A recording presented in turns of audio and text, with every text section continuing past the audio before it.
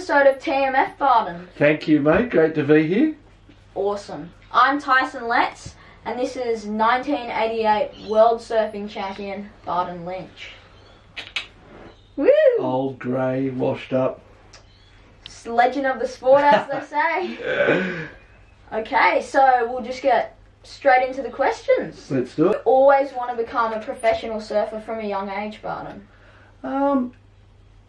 My mum tells a story when we lived here in Whale Beach, and my father passed away when I was 11, and Mum was in the kitchen one night having a tough moment with it, crying, having a cry to herself, and apparently I walked into the kitchen and said, Mum, don't worry, everything's going to be all right. I'm going to be a world champion surfer.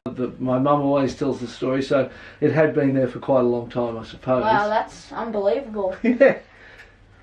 Did you get the surfing bug from a young age? Were you very into it? Yeah, I loved it. I started surfing, I suppose, when I was around 7 or 8. Yeah. I was playing soccer before that here in Avalon, and going to Avalon Primary.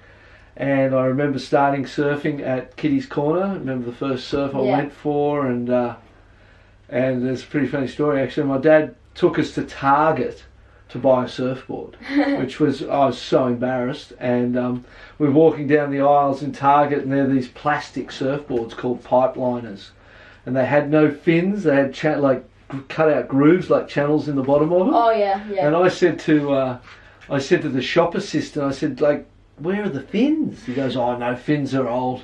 They don't use fins anymore. These are the new thing, you know. And I was always totally embarrassed about that plastic board. And I took it down to Kitty's Corner and had a surf on it one day, and then had the sort of brainwave that, hey, if I leave it here and it gets stolen, then my dad will have to buy me a new board. Ah. So I left it there. I walked home. I said to Dad, my board's gone. I don't know where it went. Someone took it. To get in the car, come on, let's jump in the car. And jumped in the car, and we drove down to Kitty's Corner, and thankfully it was gone. Someone had taken it, and that's how I got my first fiberglass board. And that would have been about, I suppose I was 7 or 8 years old perhaps, so that was a long time ago. Pretty smart thing to do for an 8-year-old. Do whatever they can for the board. Yeah, I had to get an upgrade to a fiberglass. I couldn't have that plastic thing, It was sliding around everywhere. Yeah, and it was just, I don't know, it just wasn't the real thing. I knew it wasn't the real thing, even though the shop assistant in Target tried to convince me it was. Yeah, as they do. Classic. Did you live near the beach as a kid?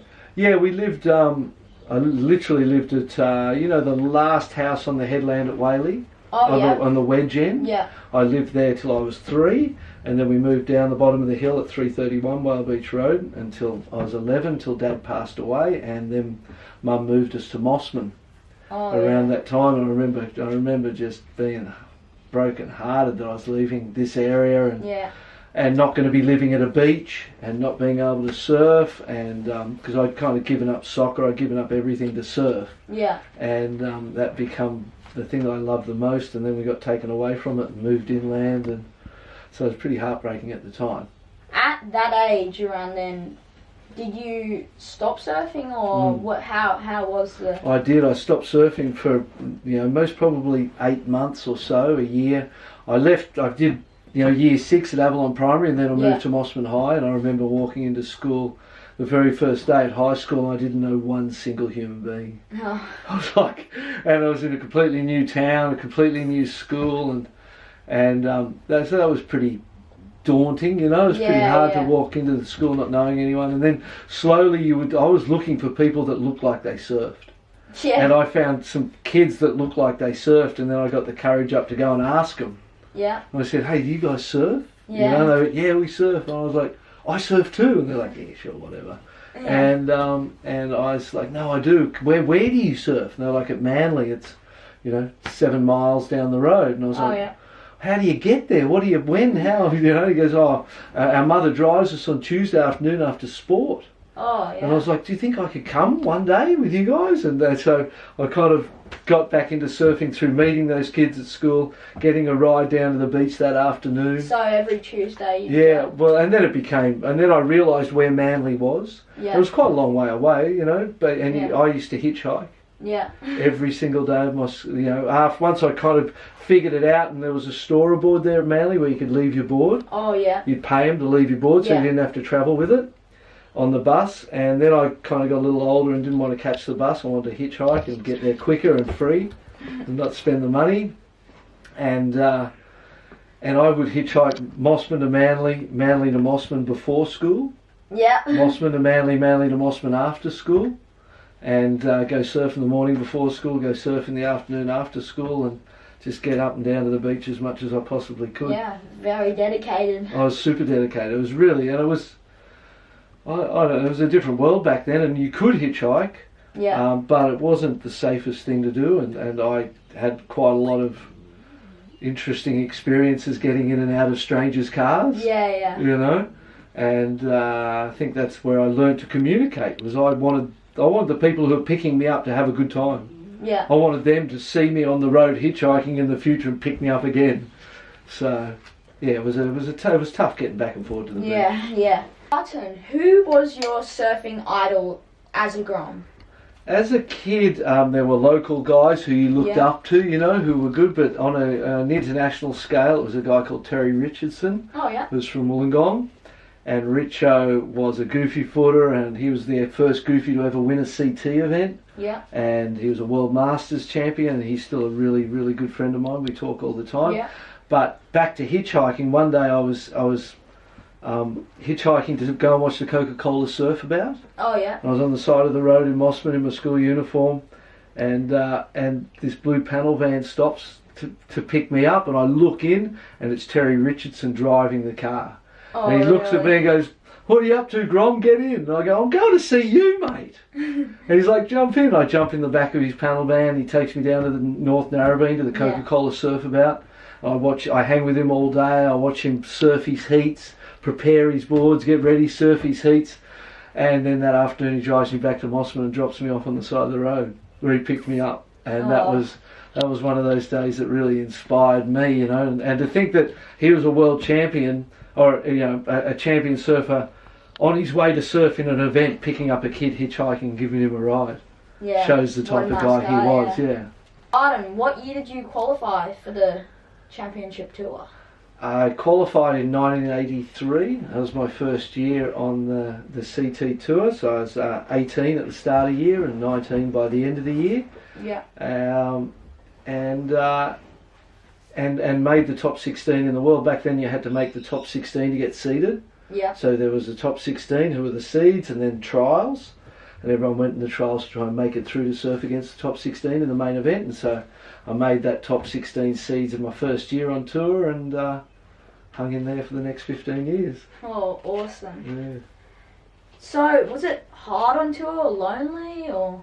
I suppose back then it was a very different world. There were at the beach, when you went to the beach, say it was at Manly when I was a kid, there were no parents around. Yeah. There was no parents at the beach with their children. There was just a bunch of kids, a bunch of ratbag young kids hanging out at the beach all day. And then there's the older group of the guys, the old established peer group that you would look up to. And so it was really, really a different world. And then when you got on the tour, there were no parents travelling with their kids. Like, we all just went out on the tour on our own. Yeah. And learnt the ropes as we went. So it was a very different world. I suppose I've never really been lonely. Yeah. You know what I mean? I suppose having travelled alone a lot, stayed alone a lot, and having kind of lived the life that I have, especially when my father passed, I kind of went on my on your path. journey. Yeah, on my journey, exactly, So it was kind of one of those where I've never really experienced loneliness, and I really enjoy my own company. Yeah. I love that time when you are alone. Yeah. I really enjoy that. And so, no, I wasn't ever lonely. Yeah. It was tough though. Like, when you live a life where your emotions go up and down with your heat losses. Yeah. You know what I mean? One week you win an event and you're really stoked. The next week you lose and you're really upset. And so it's a real emotional roller coaster. Did you have like a tight group of mates that you used to travel with? Or? I got like that. At different times I travelled with Damien Hardman for a few years. I took Damien Hardman his first few years on tour. I took him under my wing, showed him the ropes, and we travelled together, and we were really tight. and different people throughout. And then towards the back end of my career, Matt Hoy, Simon Law, there was a bunch of Australians, because a lot of our generation had left the tour or retired from the tour, and there were only a few of us left, and it was kind of at a time when the momentum generation, as they're known, Kelly Slater, Rob Machado, Shane Dorian, that generation was coming onto tour, and it was like an American takeover. The Australians had dominated, and then there were less and less. We were becoming extinct almost, in this onslaught of this American takeover. And so the Aussies that were left tended to hang together, travel together, and sort of teamed up a bit to kind of hold our ground, as the dominant nation in world surfing. And so that was a time when we did, but most of the time, a lot of the time in the early days, I travelled alone. So similar to the Brazilian storm these days, Were there many Brazilians back then on tour anyway? There were Brazilians in the trials and doing the tours. I think the first Brazilian, Pepe Lopez, who was a very good friend of mine, he made the final of the Pipeline Masters in the late 70s, early 80s. And he was like one of the first. There was a guy called Daniel Friedman, who was a really good Brazilian surfer. And then there was a generation of, in my age now, who were there as well. Pedro Mueller, Roberto Valerio, and then so there have been Brazilians. They weren't as successful as they are now, and they had back then, before video, when video came along and you could see people surf, styles started to look similar, because you could see the best surfing in the world and imagine what you wanted to look like, and everyone started to look quite similar.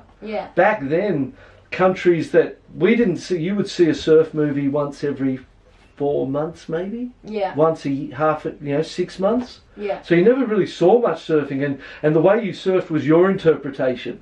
And out of Brazil and out of South Africa and some of those far away, new emerging surfing nations, there was some wild styles and some really different approaches. Definitely. That sometimes didn't always fit in with the judging, So they didn't have the success they have now, but there were Brazilians around. What's the judging kind of criteria on tour then similar to what it is these days? I think, well, I was on tour for 15 years, so it changed a lot throughout those times. It always evolved, like from best four-way, like six-man heats to man-on-man, was quite a big change.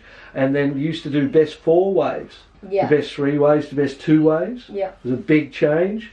Back then they used to judge more on the overall performance, so the more you could do, and the more you could show them, the better your scores would be. So you'd be trying to ride waves as far as you can and get as much out of it as you can, which is not as much a focus today. But again, it kind of is. If you do more, it's going to be better than doing less.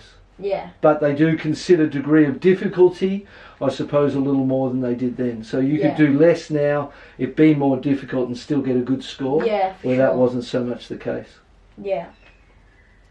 Were you supported by any brands or any companies behind you when you were on tour? Or? I had sponsors as a young kid.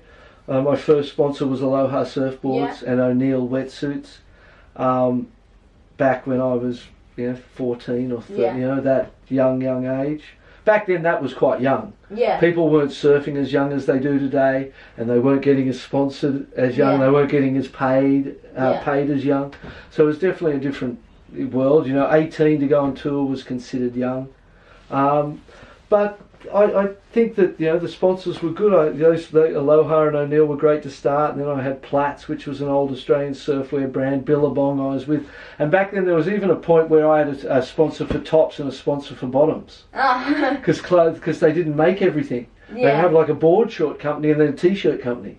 So you would kind of, you'd have all these little bits, and a wetsuit company and a board company and a leg rope company, and so they all were different. Now there's like one company that makes everything.